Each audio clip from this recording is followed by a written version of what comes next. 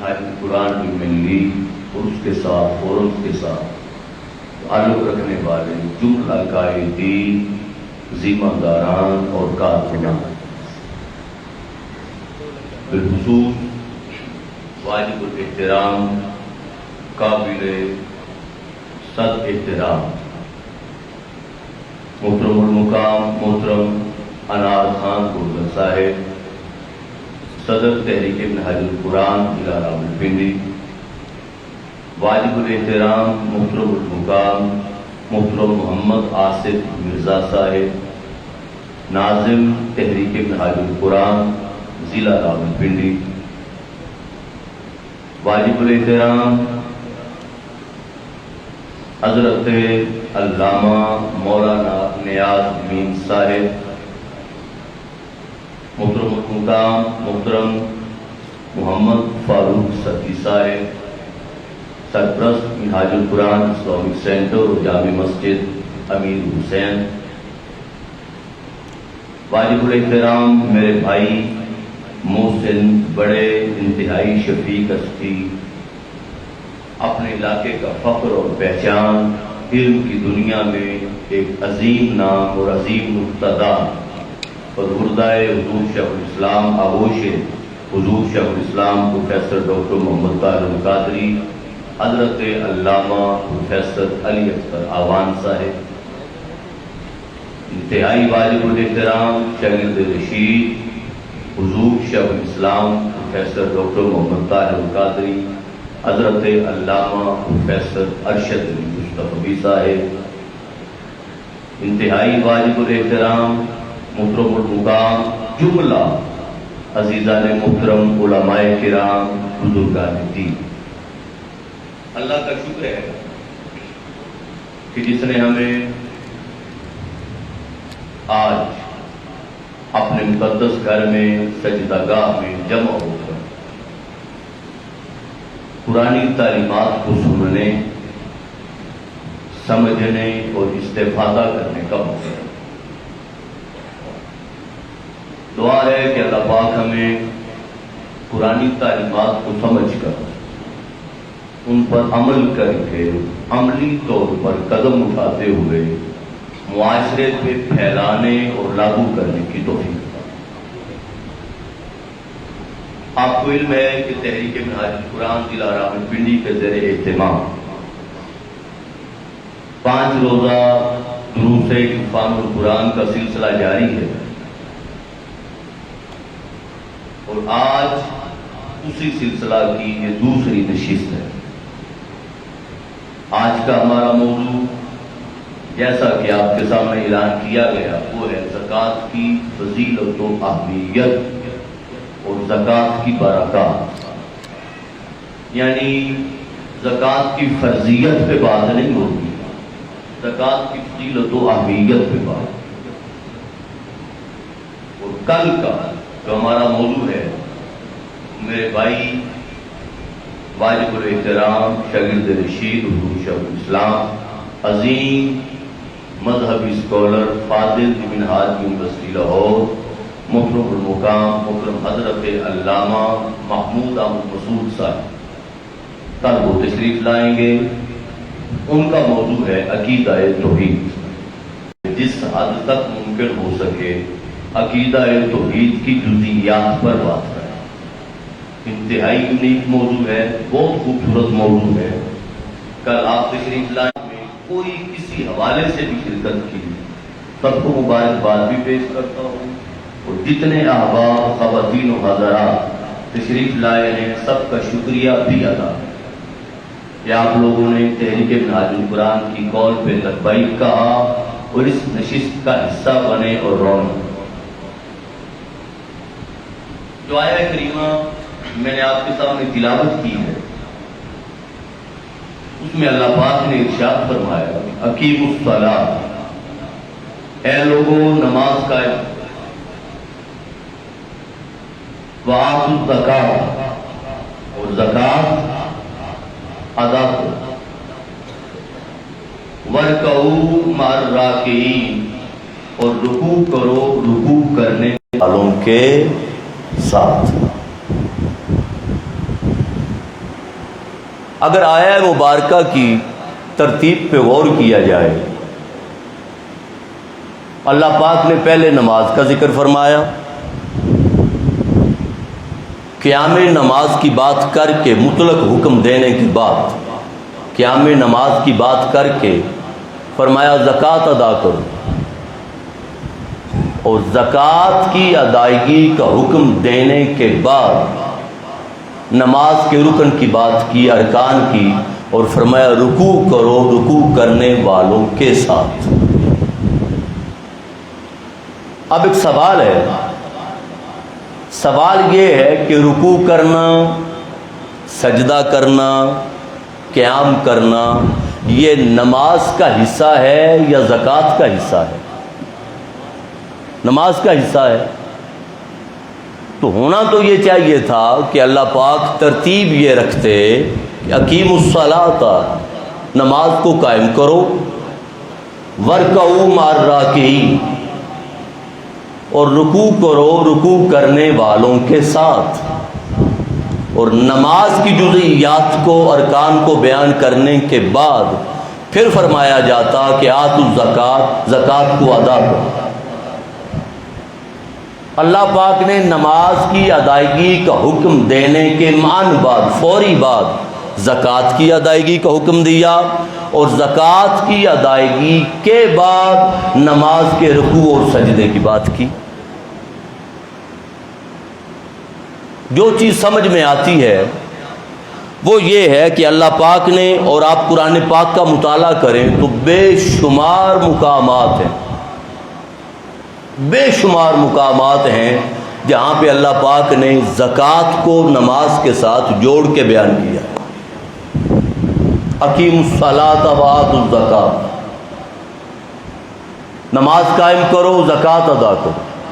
الذین یقیمون الصلاۃ ویؤتون الزکوٰۃ، صاحب ایمان وہ لوگ ہیں جو نماز ادا کرتے ہیں، قائم کرتے ہیں اور زکوٰۃ ادا کرتے ہیں۔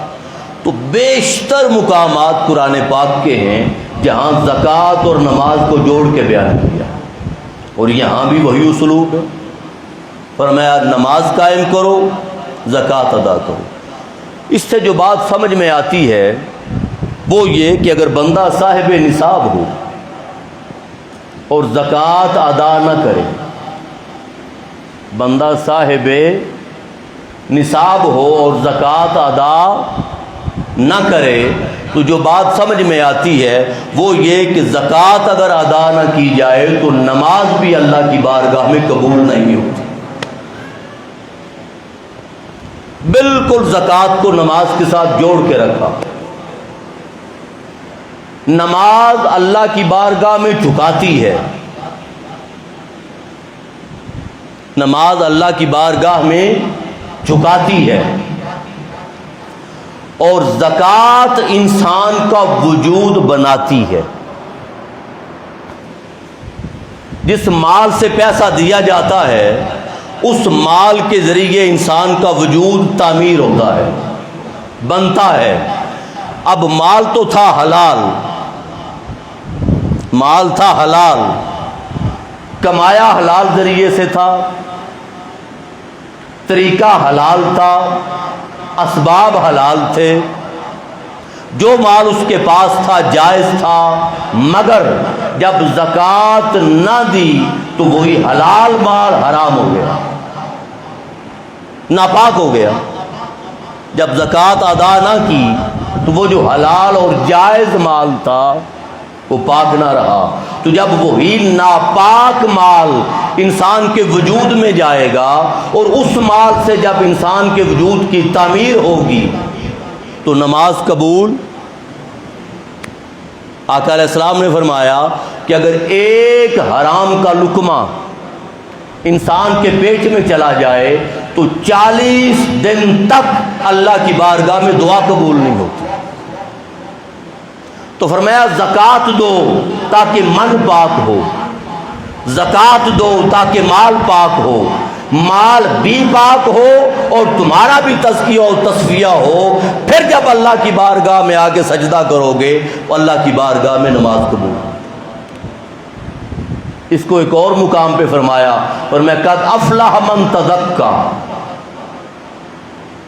وہ فلاح پا گیا جس نے تزکیہ کر لیا۔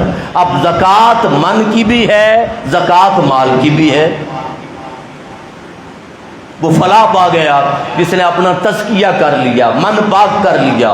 وَذَكَرَ اسْمَ رَبِّهِ فَصَلَّى، اور پھر اس نے اپنے من کو اللہ کی یاد اور نام سے آباد کیا۔ جب من کو آباد کیا فَصَلَّى، پھر اللہ کی بارگاہ میں سجدہ ریزی کی، نماز ادا کی، تو اس کا ایک سجدہ معراج کو پہنچا۔ معراج تو زکوٰۃ کو اور نماز کو اللہ پاک نے جوڑ کے بیان فرمایا۔ اس سے زکوٰۃ کی اہمیت کا اندازہ ہوتا ہے۔ زکوٰۃ میں دو معنی پائے جاتے ہیں۔ ایک اس کا معنی ہے طہارت و پاکیزگی، تطہیر کرنا، پاک ہونا، پاک کرنا، تزکیہ کرنا، طہارت و پاکیزگی۔ اور دوسرا زکوٰۃ کا معنی ہے بڑھنا، پھلنا پھولنا، نمو پانا، افزائش ہونا، اضافہ ہونا۔ دونوں معنی زکوٰۃ میں اور زکوٰۃ کے مادہ میں پائے جاتے ہیں۔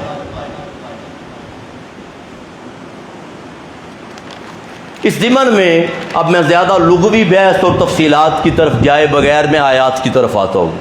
قرآن پاک میں سورہ التوبہ میں اللہ پاک نے آقا علیہ السلام کو فرمایا، محبوب خذ من اموالہم صدقۃ، محبوب ان کے اموال سے، ان کے مالوں سے صدقہ وصول کریں، زکوٰۃ وصول کریں۔ اب یہاں صدقہ بمعنی زکوٰۃ ہے۔ زکوٰۃ کے لیے لفظ صدقہ بھی استعمال ہوتا ہے، زکوٰۃ کے لیے لفظ زکوٰۃ بھی استعمال ہوتا ہے۔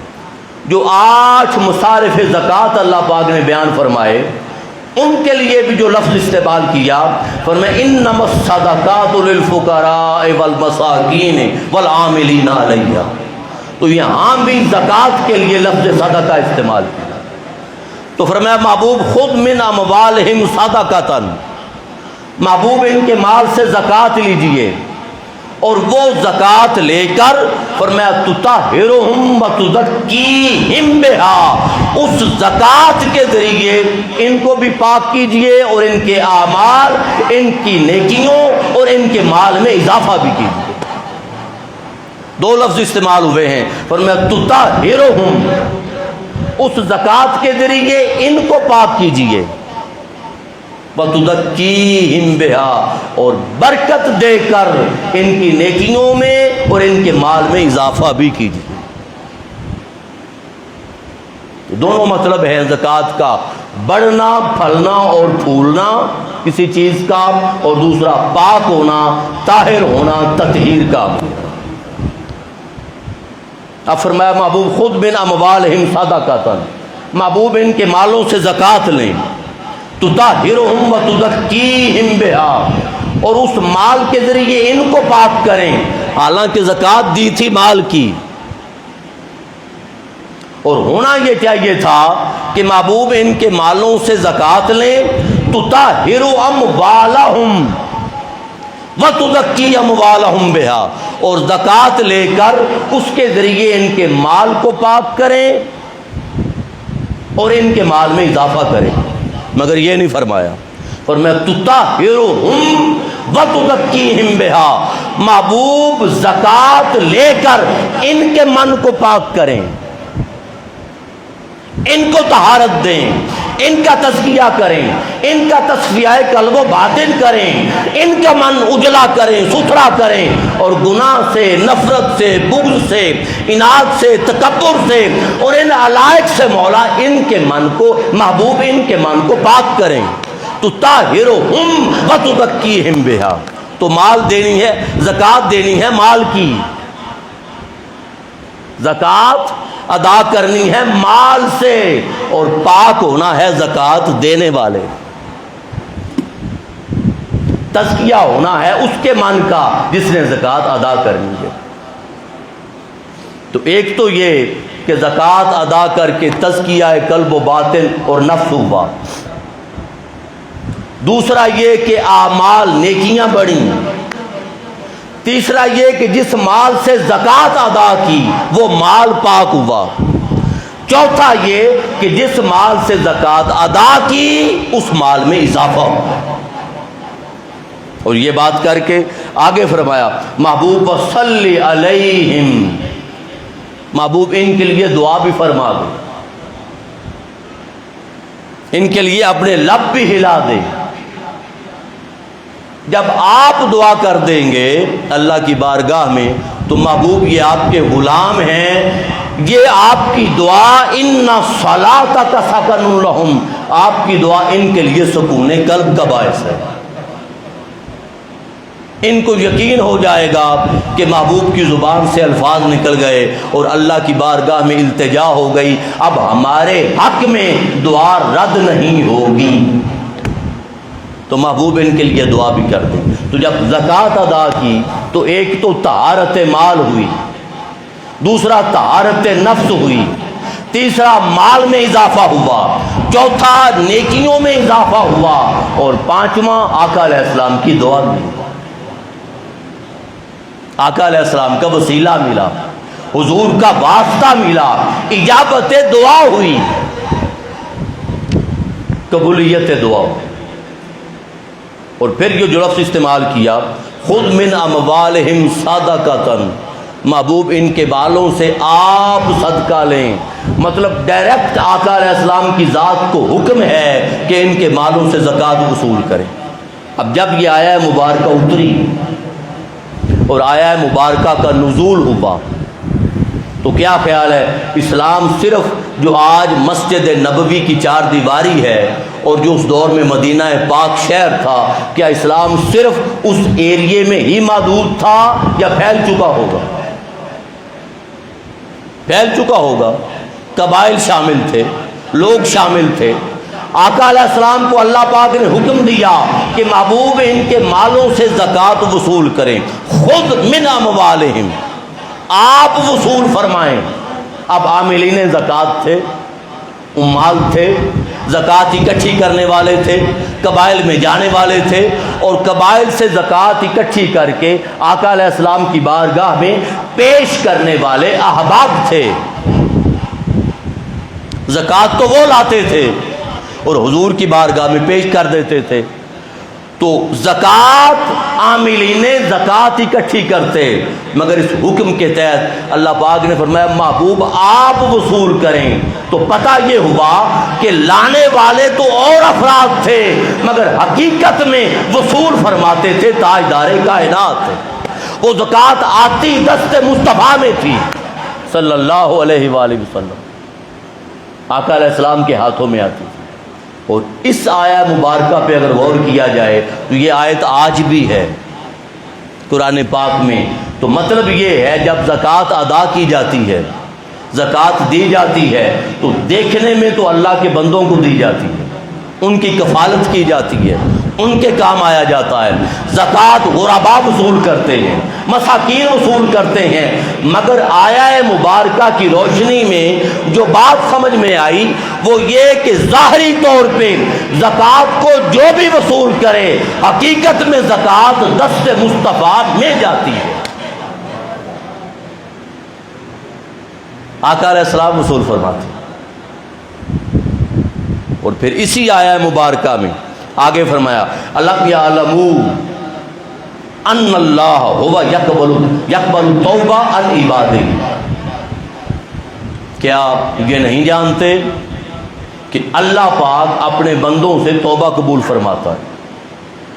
توبہ کی بات کر لی اور توبہ کی قبولیت کی بات کر لی، اور توبہ کی قبولیت کی بات کرنے کے بعد فرمایا وَيَأْخُذُ الصَّدَقَاتِ، اور صدقات اور زکوٰۃ کو وصول فرماتا ہے۔ تو صدقات کو، زکوٰۃ کو اللہ پاک نے توبہ کے ساتھ جوڑا ہے کہ اگر زکوٰۃ ادا کی جائے تو اللہ کی بارگاہ سے توبہ کی توفیق بھی ملتی ہے اور اللہ کی بارگاہ سے توبہ قبول بھی ہوتی ہے۔ اور فرمایا یاخذ الصدقات، اللہ پاک خود صدقات کو وصول فرماتا ہے۔ تو ایک تو زکوٰۃ دست مصطفیٰ میں جاتی ہے، صلی اللہ علیہ وآلہ وسلم اور دوسرا دست الہ میں جاتی ہے۔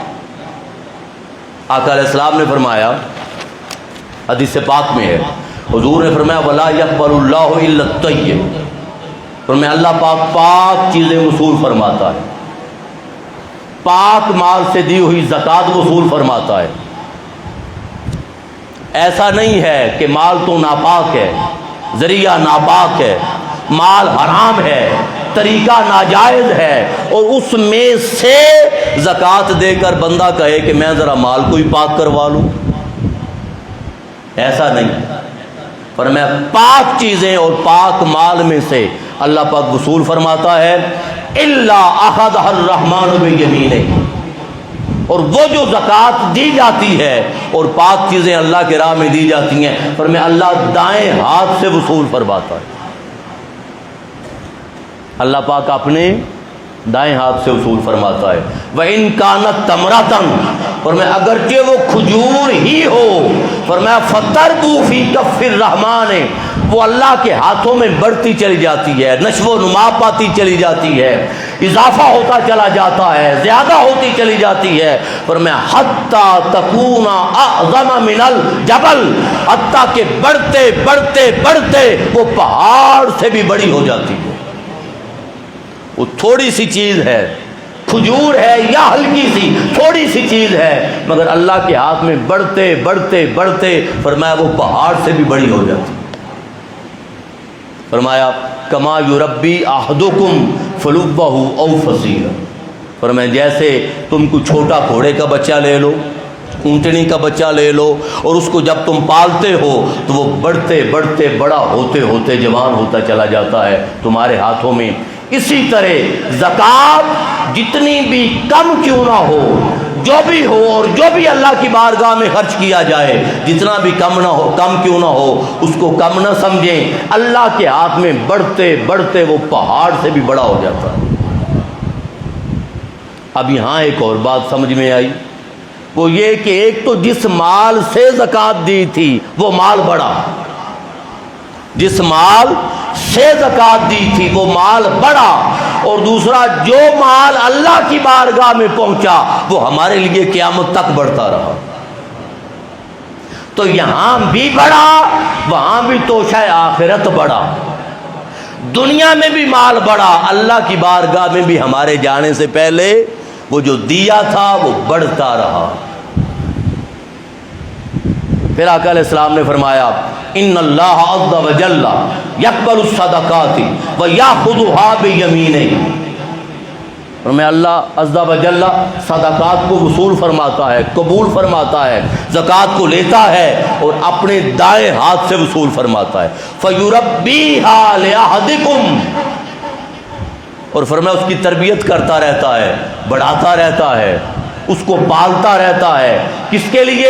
فرمایا تمہارے لیے، جو بندہ دیتا ہے اس کے لیے، کما یربی احدکم مہرہ او فلوہ او فصیلہ، جیسے کوئی گائے کا بچہ، گھوڑے کا بچہ، اونٹنی کا بچہ چھوٹا لے اور اس کو پال پال کے بڑا کرتا ہے، تو فرمایا وہ اللہ کی بارگاہ میں بڑا ہوتا رہتا ہے، بڑھتا رہتا ہے۔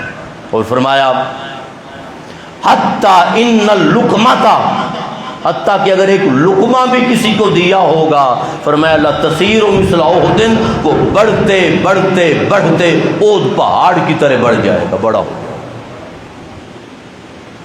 جس مال سے زکوٰۃ ادا کی وہ مال بھی بڑا، اور جو مال زکوٰۃ و صدقہ کی شکل میں اللہ کی بارگاہ میں پہنچا، اللہ کی بارگاہ میں بھی بڑا اور اس میں اضافہ ہوتا۔ یہ حدیث پاک ایک آپ نے عام سنی ہوئی ہے کہ اتقوا النار ولو بشق تمرہ،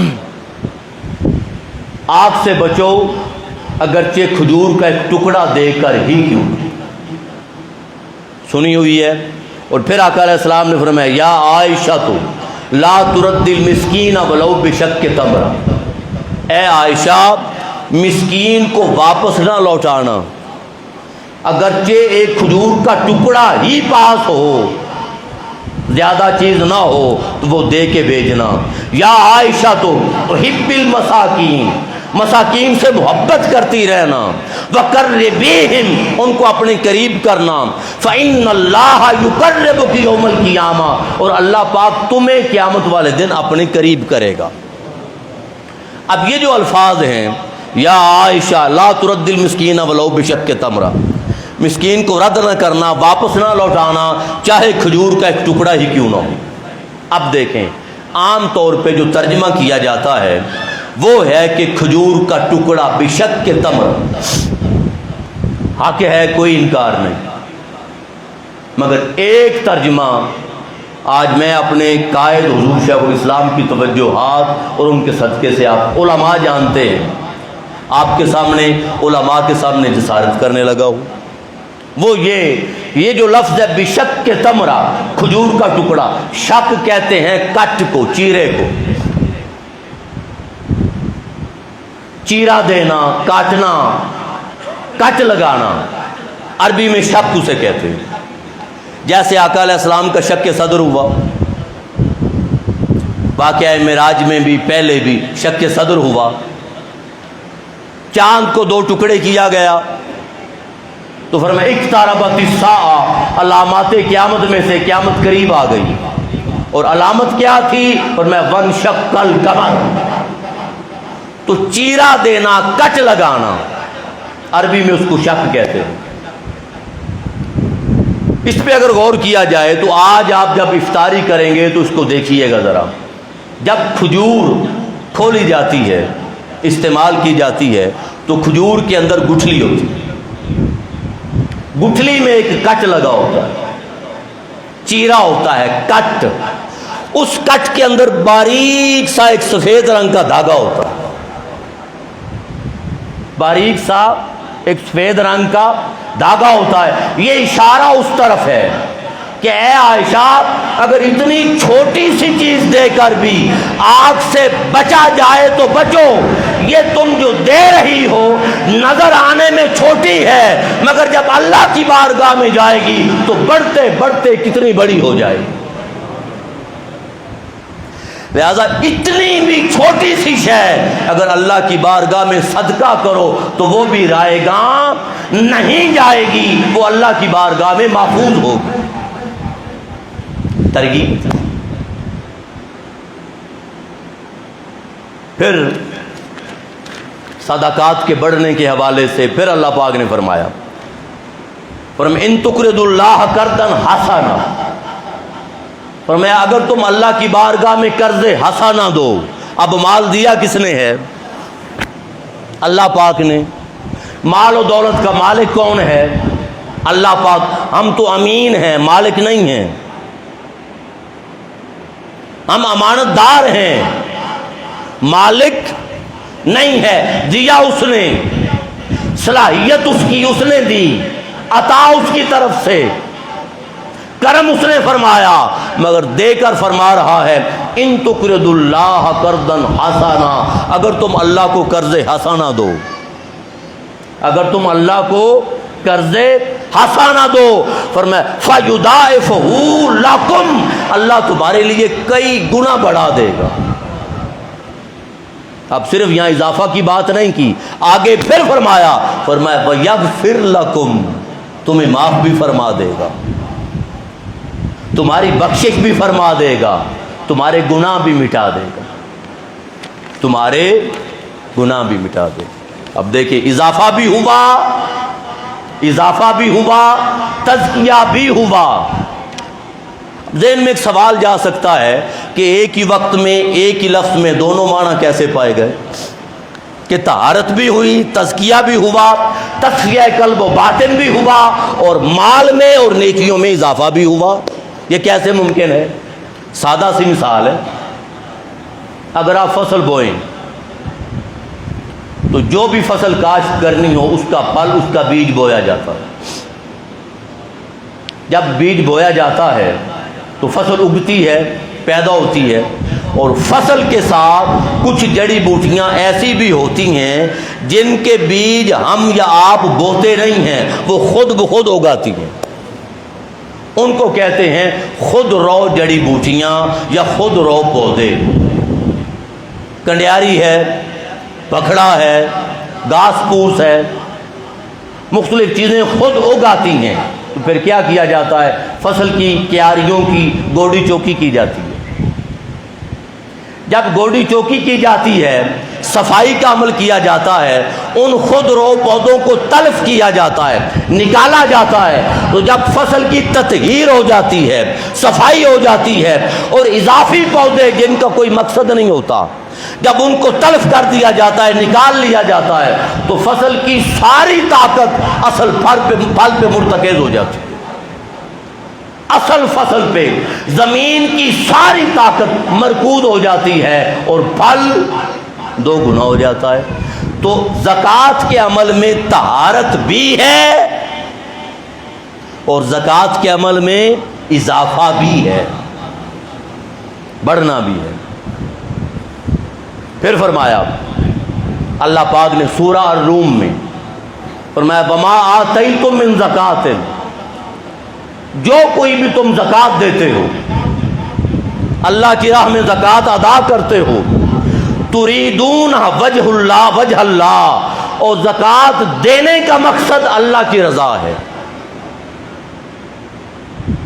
اللہ کے مکھڑے کی طلب ہے، مولا کا دیدار ہے، اللہ کی رضا ہے. احسان جتلانا نہیں ہے، اس کو شرمندہ کرنا نہیں ہے، کل کو کوئی اپنا کام نکلوانا نہیں ہے کہ آج میں کام آ جاؤں گا اور مشکل وقت میں دینی زکوٰۃ ہے، پیسے دے دوں گا، زکوٰۃ دے دوں گا، اور کل کو جب میرا کوئی کام آئے گا تو یہ میرا حیا کرے گا. ایسی نیت نہیں ہے، ایسا عمل نہیں. فرمایا تریدون وجہ اللہ کی رضا کے لیے دیتے ہو. فرمایا فاولئک هم المضعفون، فرمایا یہی لوگ ہیں جو اپنے مالوں میں اضافہ کرتے ہیں.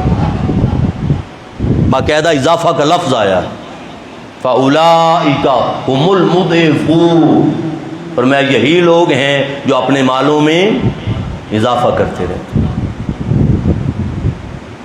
پھر فرمایا من ذا الذی یقرض اللہ قرضا حسنا، فرمایا کون ہے جو اللہ کو قرض حسنا دے؟ کون ہے؟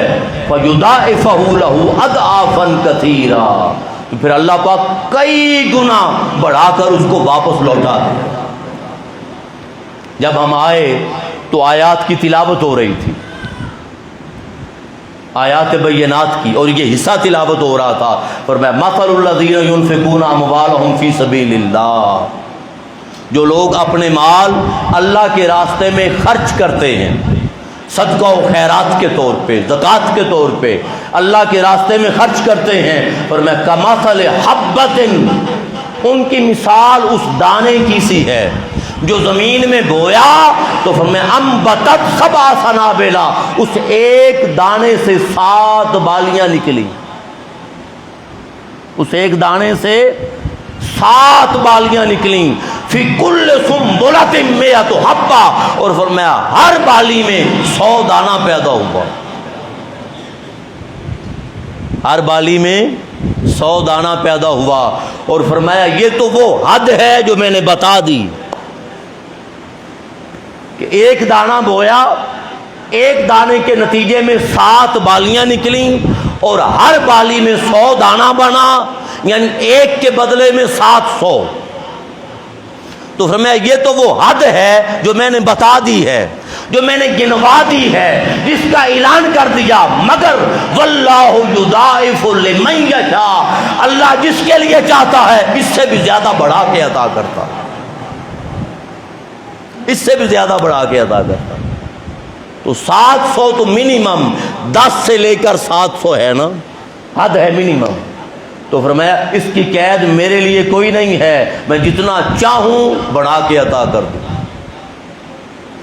پھر سورہ البقرہ میں فرمایا یمحق اللہ الربا، اللہ پاک سود کو مٹاتا ہے،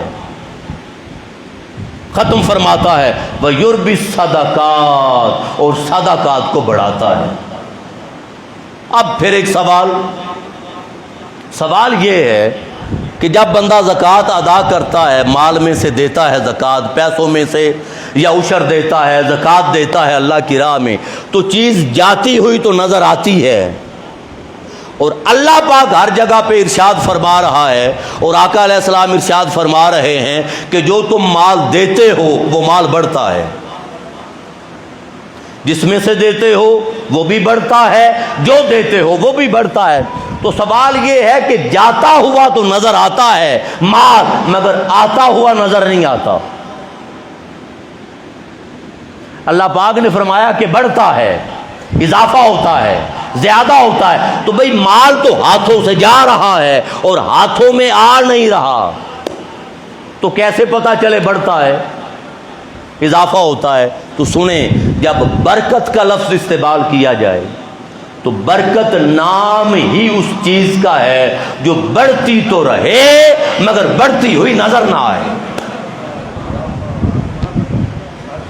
بڑھتی تو رہے مگر بڑھتی ہوئی نظر۔ اس کی میں مثال عرض کر دیتا ہوں، وہ یہ کہ آج سے اگر آپ کوئی 25-30 سال پیچھے زمانے میں چلے جائیں، بڑے لوگ بیٹھے ہیں، بزرگ ہستیاں بیٹھی ہیں، تو جو ہمارے دیہات تھے، دیہاتوں میں کنویں ہوتے تھے، اوپر چرخا لگا ہوتا تھا، ڈوری لگی ہوتی تھی، اور ڈول اور بالٹی یا بوکا پنجابی میں ہم لوگ کہہ لیتے ہیں، پلاسٹک کا ڈول، بالٹی کے ذریعے وہ نیچے پھینک کے اس چرخی کے ذریعے پانی باہر نکالا جاتا تھا، ان کنووں سے پانی نکالا جاتا تھا۔ اب زمانہ بھلا تھا، ہماری مائیں، ہماری بہنیں، بیٹیاں وہ ان کنووں پہ جاتی اور کپڑے بھی دھو آتی، برتن بھی دھو آتی، اور جاتے ہوئے برتن بھر کر، گھڑے بھر کر گھر کے لیے پانی بھی لے جاتی۔ ایسا تھا یا نہیں؟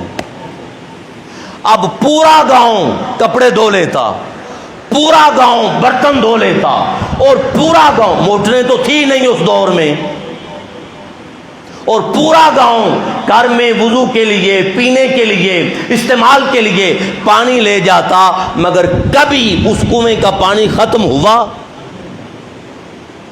کبھی ختم نہیں ہوا۔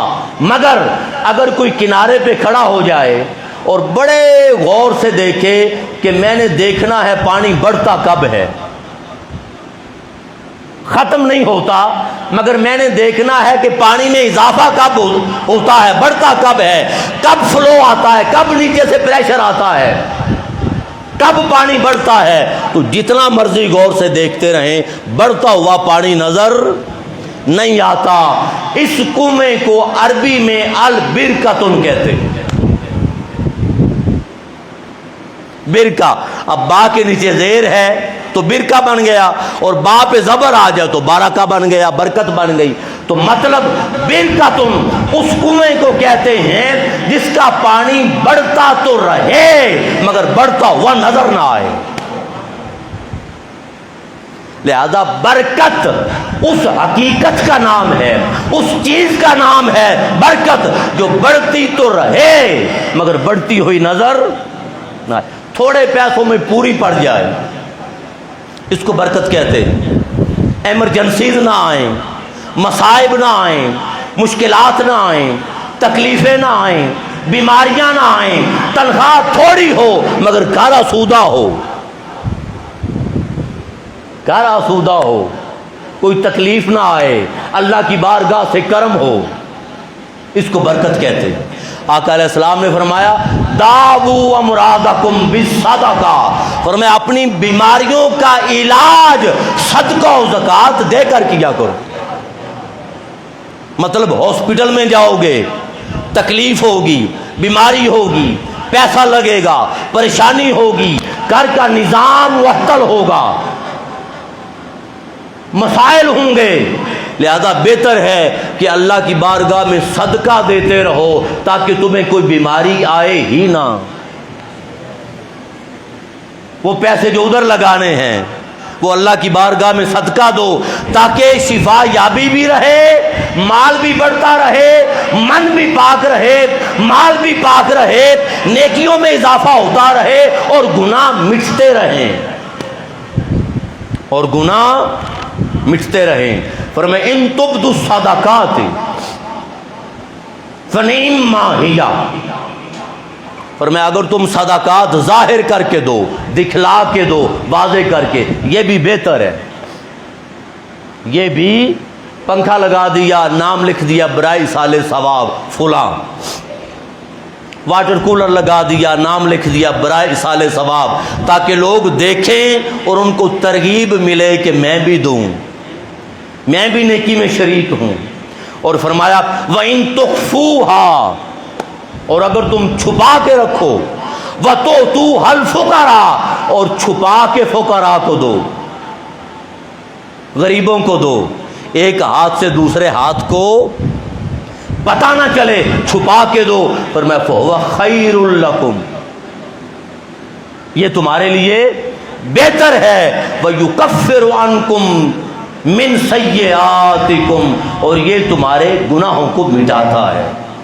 تو نیکیوں میں اضافہ کرتا ہے زکوٰۃ ادا کرنا اور صدقہ دینا، اضافہ کرتا ہے اور گناہوں کو مٹاتا ہے۔ لہذا طہارت من بھی ہے، طہارت مال بھی ہے، نیکیوں میں اضافہ بھی ہے، مال میں اضافہ بھی ہے، اور اللہ کی بارگاہ میں توبہ بھی ہے، توبہ کی قبولیت بھی ہے اللہ کی بارگاہ۔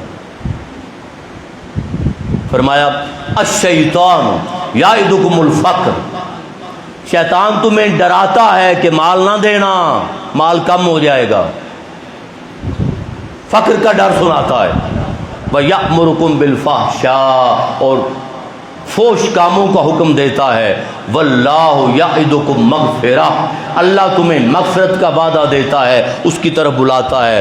وَمِنْهُ وَفَضْلًا، اور اللہ اپنے فضل کی طرف بلاتا ہے، وعدہ کرتا ہے۔ تو مطلب یہ کہ فضل اضافے کو کہتے ہیں، فضل اضافے کو کہتے ہیں کہ مال دو، زکوٰۃ ادا کرو، تاکہ تمہارا مال بھی بڑھے، تمہارے اعمال اور نیکیاں اور حسنات بھی بڑھیں۔ پھر فرمایا سیدنا صدیق اکبر رضی اللہ تعالیٰ عنہ کے بارے میں، فرمایا وَسَيُجَنَّبُهَا الْأَتْقَى، جو تقوی کے عظیم مقام پر فائز ہے، اتقا عظیم تقوی شیعہ، فرمایا وَسَيُجَنَّبُهَا، اس کو یقیناً ہم گناہ سے بھی بچا لیں گے، جہنم سے بھی بچا لیں گے، دنیا میں گناہ سے بچا لیں گے، اور لازمی بات ہے جب حفاظت اللہ کی آ گئی تو جہنم سے تو بچ گئے، جنت عطا ہو گئی۔ کون ہے؟ فرمایا الذی یؤتی مالہ یتزکیٰ، فرمایا یہ وہ شخص ہے جو مال دیتا ہے اللہ کی راہ میں، کس لیے؟ تاکہ طہارت نفس ہو، یتزکیٰ، تاکہ تزکیہ ہو۔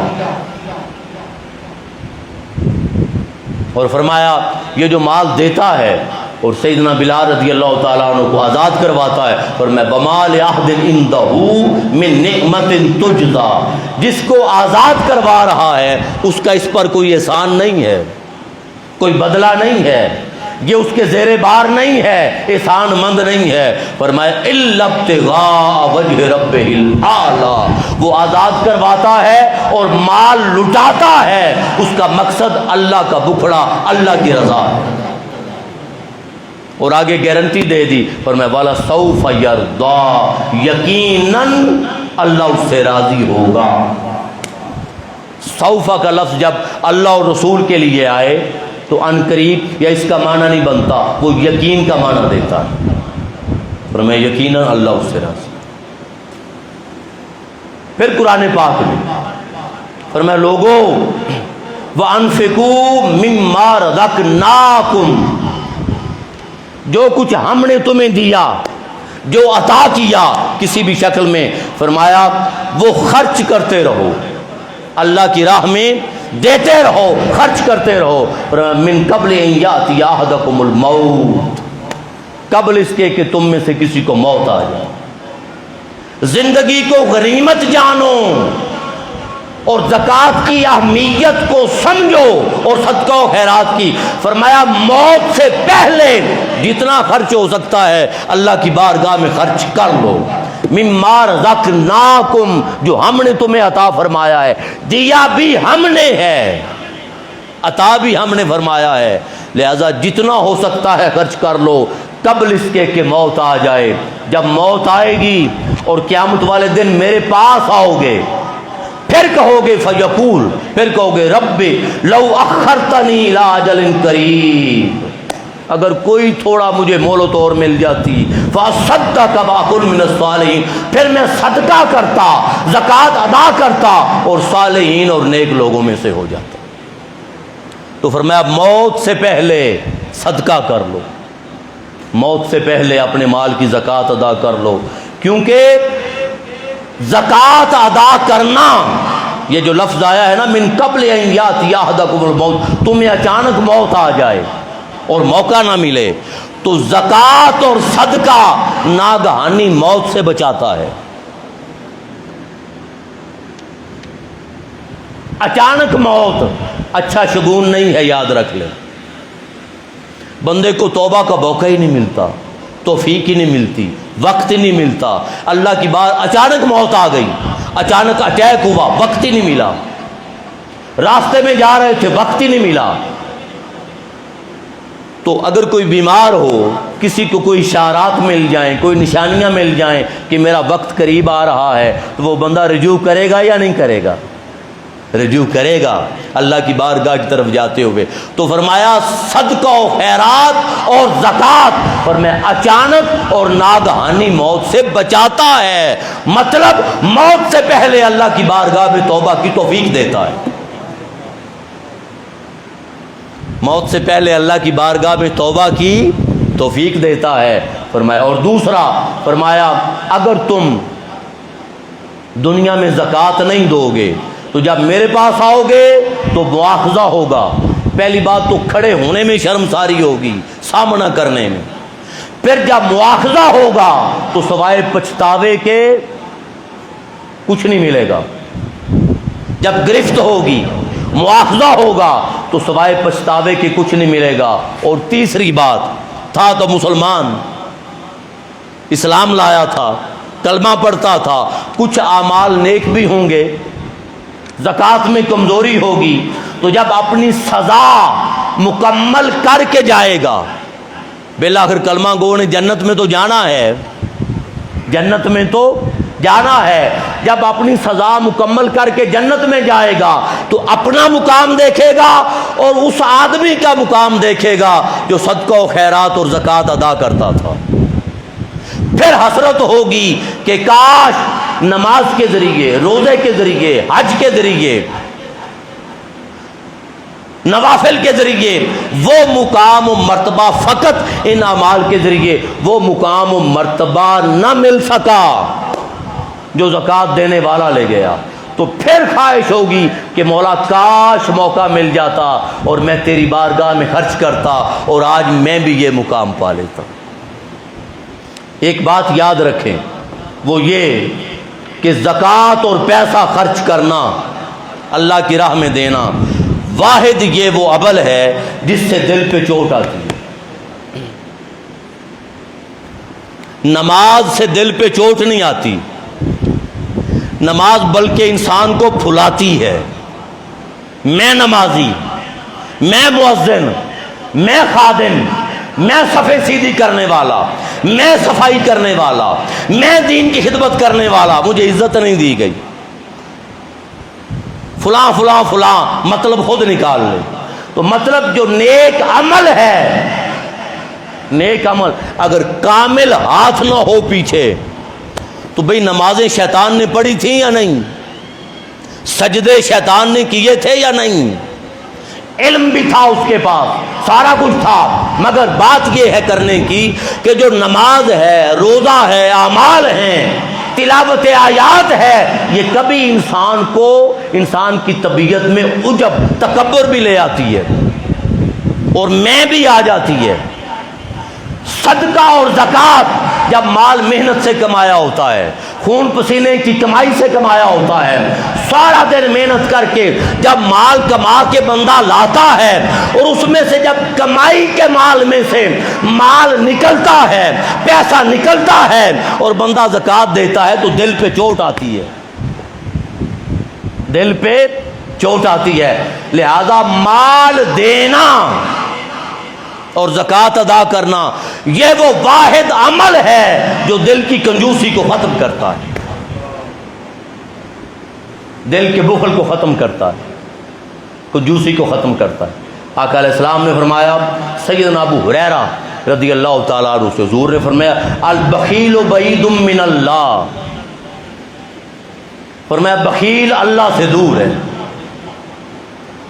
بعید من الجنہ، فرمایا بخیل کنجوس جنت سے دور ہے، بعید من الناس، بخیل لوگوں سے دور ہے، بخیل لوگوں سے دور ہے، قریب من النار، وہ جہنم کے قریب ہے، جہنم کے قریب ہے۔ فرمایا ولا جاہل سخی، فرمایا جاہل سخی ہے، وہ جاہل زیادہ کوئی پڑھا لکھا، اس کو زیادہ آیات نہیں آتی، زیادہ تہجد گزار، زیادہ عبادت گزار نہیں ہے، جاہل ہے، جاہل ہے۔ ولا جاہل سخی احب الی اللہ من عابد بخیل، فرمایا جاہل سخی اللہ کی بارگاہ میں عبادت گزار بخیل سے زیادہ پسند ہے،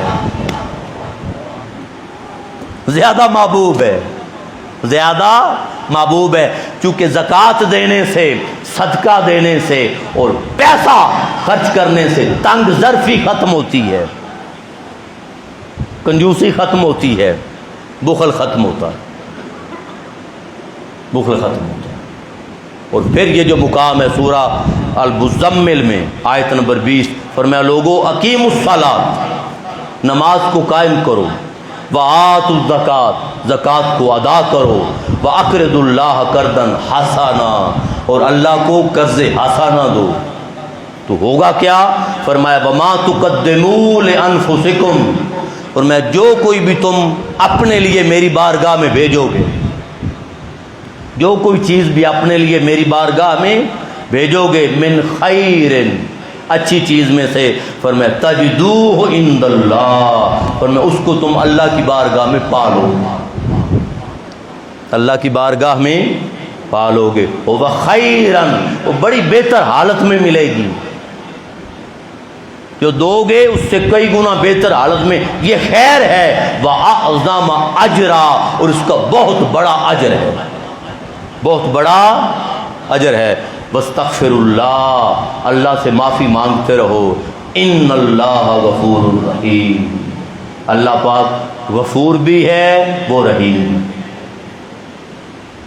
تو دیکھیں آپ استغفار کو، استغفار کی توفیق کو، رحمت کو اللہ پاک نے اللہ کی بارگاہ میں خرچ کرنے سے مشروط کر دیا۔ جو اب ایک دو احادیث عرض کر کے میں ختم کرتا ہوں۔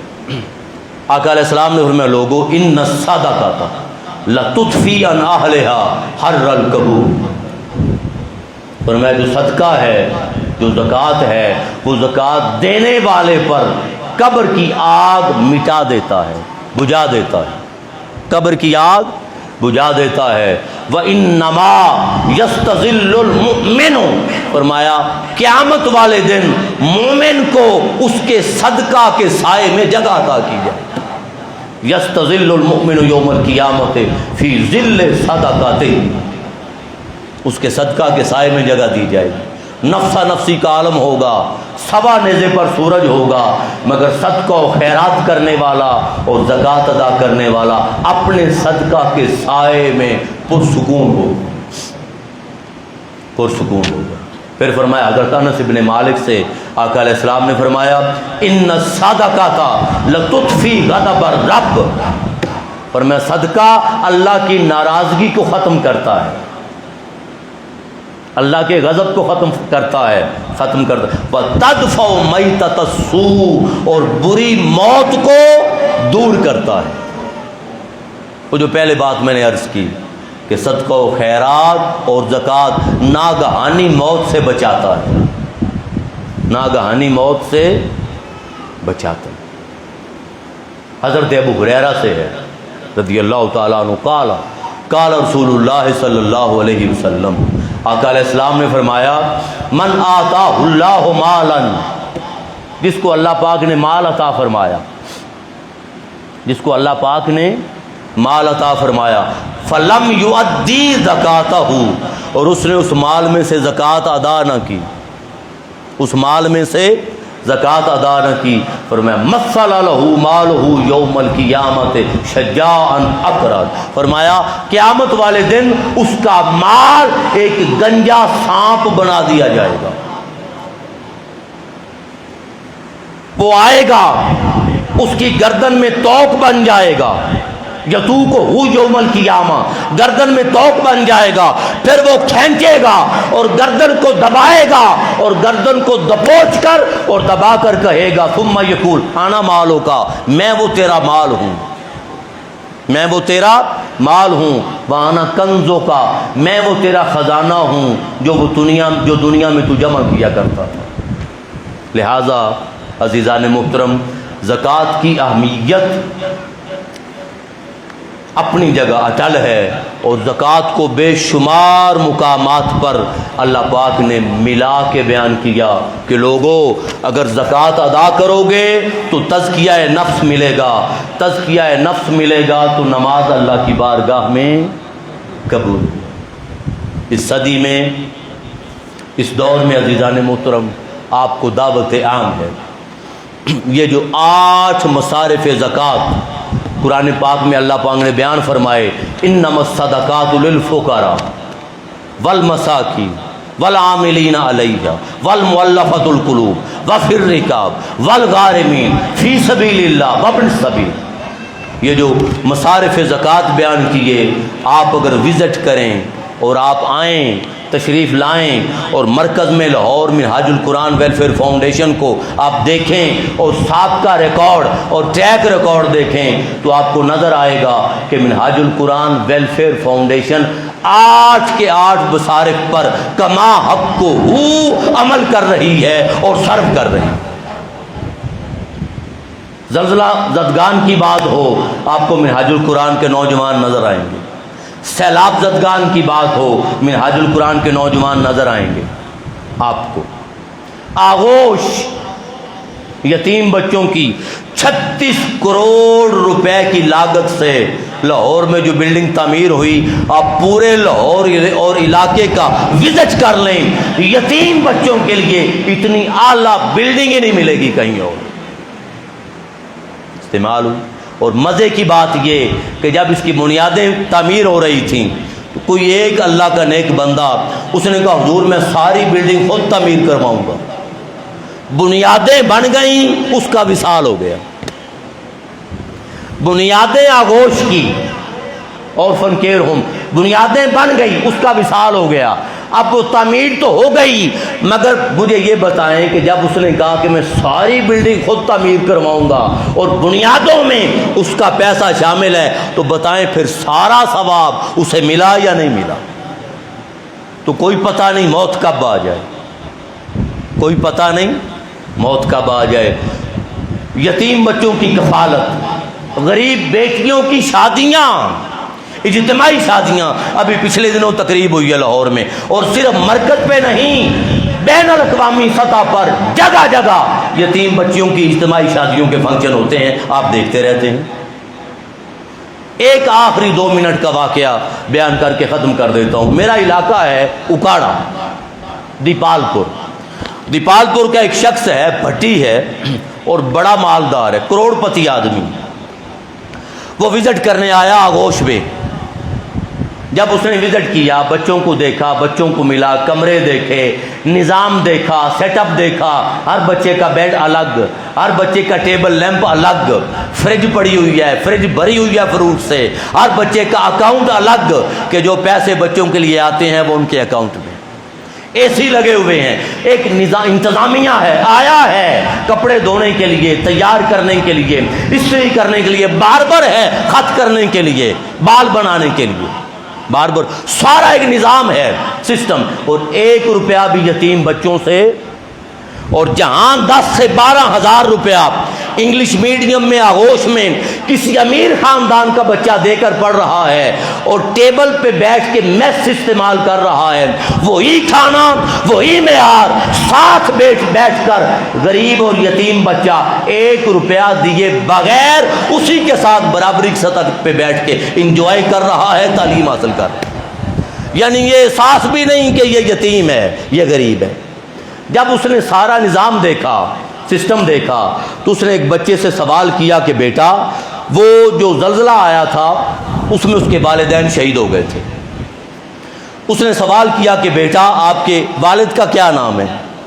یہ لائیو واقعہ ہے، وزٹ کروانے دوست لائے تھے، آپ کے والد کا کیا نام ہے؟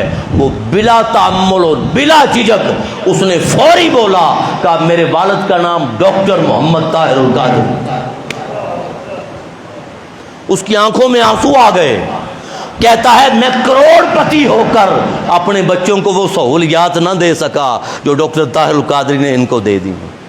حضور شیخ الاسلام نے بچوں کو فرمایا ہوا ہے کہ بیٹا یہ ذہن میں نہ لانا کہ آپ کے باپ کا سایہ نہیں ہے۔ کوئی شخص اگر آپ سے آپ کے باپ کا نام پوچھے بلا تڑپ اور بلا جھجک بتا دینا کہ میرے باپ کا نام طاہر القادری ہے۔ پہلی کلاس سے لے کے پی ایچ ڈی تک، تعلیم کی تکمیل تک اور تمہارے گھر آباد کرنے تک تمہارا سارا خرچہ میرے ذمہ ہے، سارا خرچہ میرے ذمہ۔ آپ اگر منہاج یونیورسٹی کو دیکھ لیں تو 2 سے 2.5 کروڑ روپے سالانہ ہیں جو غریب اور ضرورت مند بچوں کی فیس معاف کی جاتی ہے۔ اور پھر یہ تحریک منہاج القرآن کا امتیاز ہے، انہیں یہ نہیں کہا جاتا کہ تمہیں معاف کر دی، انہیں کہا جاتا ہے بیٹا یہ آپ کا اسکالرشپ ہے، یعنی اس کی عزت نفس بھی سلامت رہے۔ اور یہ معاملہ نہ ہو کہ وہ سمجھے کہ 7 سال تو فیس معاف کروا کے مانگ کے پڑا ہوں، قیادت کیا کرنی ہے۔ جو علامہ نے کہا تھا کہ گلا تو کھونچ دیا اہل مدرسہ نے تیرا، کہاں سے آئے صدا لا الہ الا اللہ۔ اس کو اسکالرشپ کے نام پہ اس کی عزت نفس کا بھی خیال رکھا جاتا ہے، اس کو اکاموڈیٹ بھی کیا جاتا ہے۔ لہٰذا آپ کو دعوت عام ہے، آپ کا یہ اپنا سینٹر، آپ دیکھ لیں کتنی خدمات ہیں، اور بلا تمیز رنگ و نسل اور بلا تمیز مذہب و مسلک، کسی سے نفرت نہیں۔ آپ منظر دیکھتے رہتے ہیں نمازوں میں، کسی سے نفرت، سب اپنے ہیں۔ تو عظیم خدمت ہے، عظیم خدمت ہے۔ لہذا آپ کو گزارش ہے، آپ کو دعوت ہے کہ منہاج ویلفیئر فاؤنڈیشن کا اپنے علاقے میں، مرکز میں، جہاں آپ کا بن چاہے آپ حصہ بنیں اور شریک ہوں۔ اور یہ وہ پلیٹ فارم ہے کہ بڑی بڑی دنیا اقتدار میں رہ کر بھی اور باہر سے ٹیمیں منگوا کر بھی آڈٹ کروا چکی ہے پوری دنیا میں منہاج القرآن کے اکاؤنٹس کا اور حضور شیخ الاسلام کے اکاؤنٹس کا، مگر کوئی بندہ دامن پہ ایک دبا بھی کرپشن کا ثابت نہیں کر سکا۔ تو جو آپ کا پیسہ زکوٰۃ کی مد میں آئے گا کرپشن نہیں ہوگی، وہ غرباء پہ ہی لگے گا۔